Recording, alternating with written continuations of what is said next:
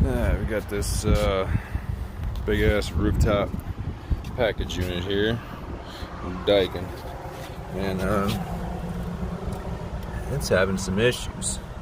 The relay clicks a lot when it goes to engage. Click, click, click, click, click, click, click, real fast like that, and then shuts off. So we're trying to figure out. Somebody came here and replaced the relays, different relays.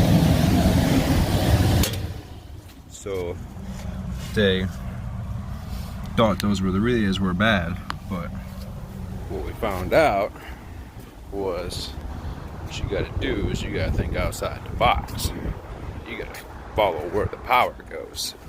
And lo and behold, we had this wire melted to that. That's what was going on. That one and that one.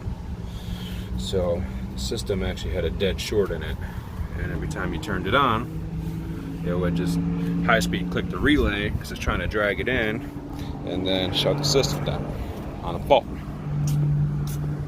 So now that we fixed all that, we're gonna go through every one of the wires, and we're gonna find everywhere that the wires are rubbed, because that group of wires been laying back there has many rubs through it as well. Just touching metal, grounding out. Oh, we got a bad deal here.